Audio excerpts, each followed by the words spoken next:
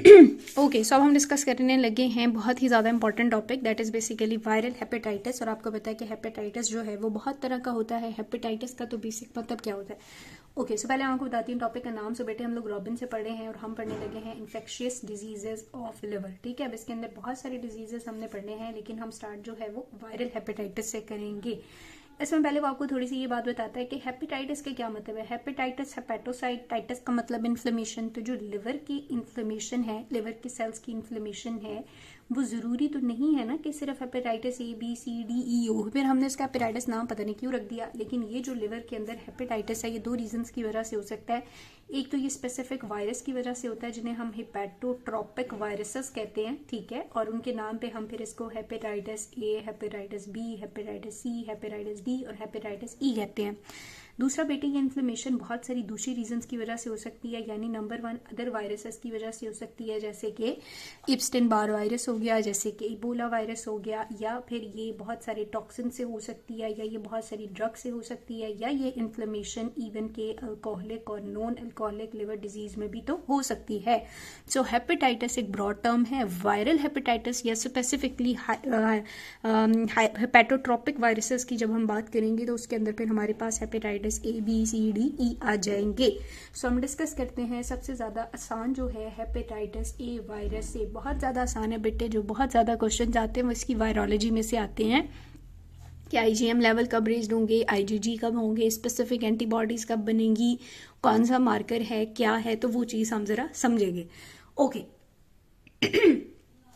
Okay, so hepatitis A के बारे में बेटे आपने सबसे पहले ये बात याद रखनी है कि ये बहुत ही ज़्यादा एक बिनाइन सी कंडीशन है। इसमें पेशेंट को इतना ज़्यादा कोई मसला नहीं होता जितना कि हेपेटाइटिस B या C में होता है। क्योंकि अगर मैं ये कहूँ कि ये फल्मिनेंट हेपेटाइटिस कर सकता है तो इसका रिस्क 0.1% से भी कम है। फल्मिनेंट हेपेटाइटिस के एकदम से बहुत ज़्यादा जो लिवर है वो अपना काम करना छोड़ देगा या उसके अंदर नेक्रोसिस स्टार्ट हो जाएगी। ठीक है, अच्छा उसके बाद बेटे दूसरी चीज़ हम देखेंगे तो ये बिनाइन है और बहुत ही ज़्यादा एक सेल्फ लिमिटिंग सा डिजीज है, और यूजुअली होस्ट इम्यून रिस्पॉन्स इसको खुद ही क्लियर कर देता है। ठीक है, हो सकता है कि पेशेंट को पता भी ना चले और होस्ट का इम्यून सिस्टम इसको रिपेयर कर दे। लेकिन सबसे इंपॉर्टेंट बात अभी मैंने आपको बतानी है कि इसकी कोई भी क्रॉनिक स्टेट नहीं है। Hepatitis A virus chronic stages में नहीं जाता, ये एक्यूट इन्फेक्शन है और खुद ही खत्म हो जाता है। और नंबर 2 बेटे इसकी कोई भी कैरियर स्टेट भी नहीं है।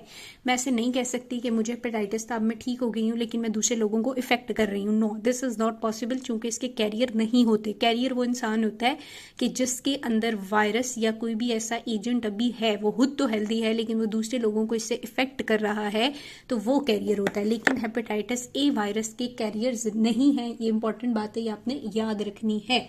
उसके बाद अगर हम इसके इंक्यूबेशन पीरियड की बात करेंगे तो इन्फेक्ट होने के तकरीबन 3 to 6 वीक्स के बाद इसके जो भी साइन सिम्टम्स हैं वो आना शुरू हो जाएंगे। अब लेकिन फिर भी ये वर्ल्ड के अंदर एक एंडेमिक के तौर पे पाया जाता है, और स्पेशली उन कंडीशंस में, अगेन इंपॉर्टेंट पॉइंट, जहां पे पुअर हाइजेनिक कंडीशन है। क्यों पुअर हाइजेनिक कंडीशन से इसका ताल्लुक है, अभी ये डिस्कस करेंगे।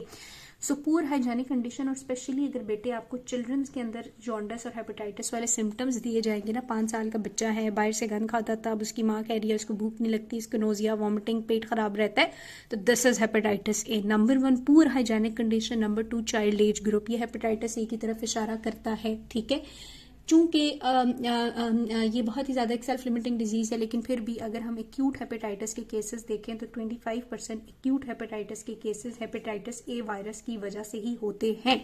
ओके फाइन, सो क्या बात है हमने की कि ये एक बिनाइन सा सेल्फ लिमिटिंग डिजीज है जिसको होस्ट इम्यून सिस्टम को क्लियर करेगा। कोई क्रॉनिक स्टेज नहीं है, कोई कैरियर स्टेज नहीं है, इंक्यूबेशन पीरियड स्मॉल सा है, एंडेमिक है वहाँ पे, स्पेशली जहाँ पे पुअर हाइजेनिक कंडीशंस हैं, बच्चों में ज़्यादा कॉमन है, और एक्यूट हेपेटाइटिस के लिए 25% रिस्पॉन्सिबल है। अगर बेटे हम लोग इसके सिम्टम्स की बात करेंगे तो सिम्टम्स में कहता है कि इनिशियली ये एक फेब्राइल सी इलनेस जो है वो कॉज करता है, और इस फेब्राइल इलनेस में पेशेंट किन साइन सिम्टम्स के साथ आपके पास आता है। नॉन स्पेसिफिक से साइंस होते हैं, जैसे कि पेशेंट को जॉन्डिस हो सकता है, पेशेंट को बहुत ज़्यादा थकाव फील होता है, फटीग रहती है हर वक्त, और दूसरा उसकी कंप्लेन ये होगी कि लॉस ऑफ एपेटाइट है, जी भूख नहीं लगती है। ठीक है, ये सिम्टम्स के साथ वो आपके पास बेटे आ सकता है। अब इस सिम्टम से ज़्यादा जो इंपॉर्टेंट बात हम लोग इसके स्ट्रक्चर के बारे में करेंगे है, ये इंपॉर्टेंट बात नहीं है, ये आप लोग बायो के लेवल पे 9th-10th में पढ़ चुके होंगे। हेपेटाइटिस ए वायरस एक स्मॉल सा नॉन इन्वेलप्ड आरएनए वायरस है, ठीक है। सो स्मॉल है, नॉन इन्वेलप्ड है और पॉजिटिव स्ट्रेन आरएनए वायरस है बेटे, और आरएनए वायरस के साथ साथ ये पिकॉर्ना वायरस फैमिली से बिलोंग करता है। उसके अलावा कहता है कि अगर इसकी शेप देखेंगे तो वो एक कोजा हाइड्रल टाइप जो है वो इसकी शेप होती है। इसका जो कैप्सिड होता है वो 27 नैनोमीटर का होता है। और इम्पॉर्टेंट बात यह कि हेपेटाइटिस, ये इंपॉर्टेंट बात है, हेपेटाइटिस ए वायरस के लिए जो रिसेप्टर बॉडी के अंदर प्रेजेंट है उनको हम लोग कहते हैं हेपेटाइटिस ए वायरस CR1, और यही रिसेप्टर इबोला वायरस के लिए भी होते हैं। सो इबोला वायरस और hepatitis A virus same receptor share करते हैं होस्ट की बॉडी के अंदर जाके। नाउ इंपॉर्टेंट मुद्दे पे आते हैं बेटे। इंपॉर्टेंट मुद्दा इसकी ट्रांसमिशन है, और इसकी ट्रांसमिशन कैसे होती है बेटे? इसकी ट्रांसमिशन होती है फीको ओरल रूट के थ्रू, ठीक है, फीको ओरल रूट के थ्रू। इसीलिए मैंने कहा कि ये पुअर हाइजेनिक कंडीशन वाली जगहों पे बहुत ज़्यादा कॉमन है, और स्पेशली बच्चों के अंदर जो कि वॉशरूम यूज़ करने के बाद या गंदी चीज़ों के बाद हाथ नहीं धोते, फिर उन्हीं हाथों से कुछ उठा के खा लेते हैं, और वो चीज़ उनकी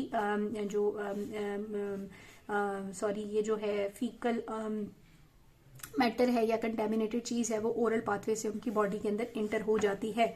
अब जब वो उनकी बॉडी के अंदर इंटर हो जाती है तो वो कहता है कि यही जो केसेस होते हैं, मैं कैरियर्स नहीं कह रही, कैरियर इसके होते ही नहीं, यही केसेस जब अपना फीकल मटेरियल शेड करेंगे तो इस फीकल मटेरियल में जो वायरस है वो भी शेड होगा। फॉर एग्जांपल कोई स्कूल वॉशरूम है और वहाँ पे ये शेडिंग हुई है और दूसरा बच्चा जाएगा और उसने हाइजीन का ख्याल नहीं रखा तो वैसे बात है वहाँ से वायरस उसको भी लग जाएगा। इसलिए स्कूल वगैरह में या ओवर क्राउडेड प्लेसेस में या स्पेशली जहाँ पे हाइजीन का ख्याल बिल्कुल नहीं रखा जाता वहाँ से ये केसेस फैलते हैं और फिर उस एरिया के अंदर इसका एंडेमिक या एपिडेमिक पाया जा सकता है।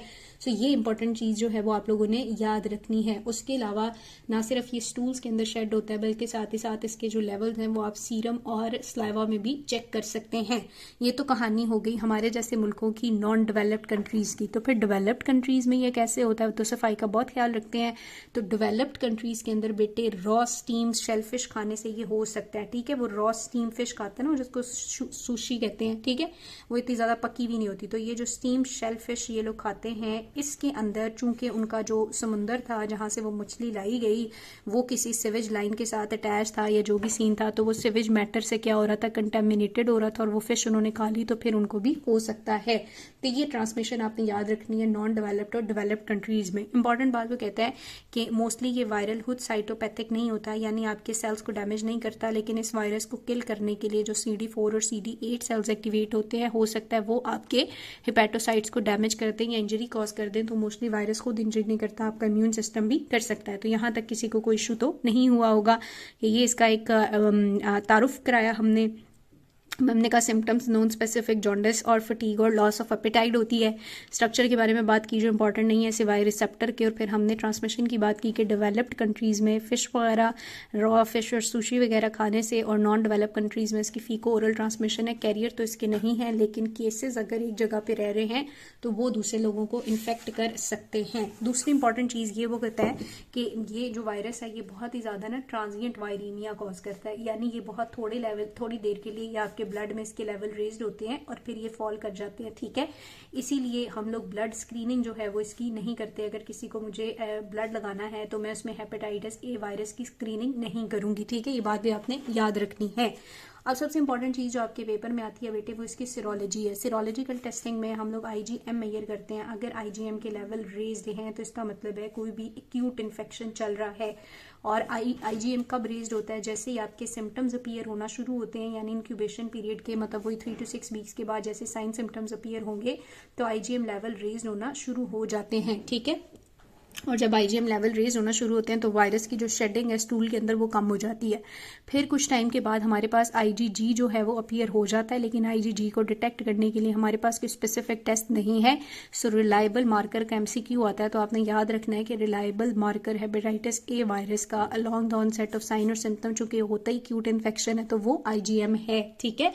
और उसके बाद हेपेटाइटिस ए वायरस की वैक्सीन 1992 में बना ली गई, वो लगाई जाती है और काफ़ी ज़्यादा इफेक्टिव है। So this is all about hepatitis A virus. इसमें से कुछ भी आप लोगों ने पूछना हो तो मुझसे पूछ ले। ये MCQ आता है, ठीक है, किसका मार्कर कौन है, IgM है। ये MCQ आता है किसकी ट्रांसमिशन कैसे है, फीको ओरल है। ये किसका कॉमन, ये किसके साथ शेयर करता है, तो वो इबोला वायरस के साथ करता है। और ये दोनों MCQ हैं बेटे कि इसकी कोई क्रॉनिक स्टेज नहीं है, इसकी कोई कैरियर स्टेट नहीं है, और ये ज़्यादा कॉमन है बच्चों के अंदर और पुअर हाइजेनिक कंडीशन के अंदर। और इसके बावजूद कि इसकी कोई क्रॉनिक स्टेट नहीं है, फिर भी ये 25% हेपेटाइटिस के लिए रिस्पॉन्सिबल है।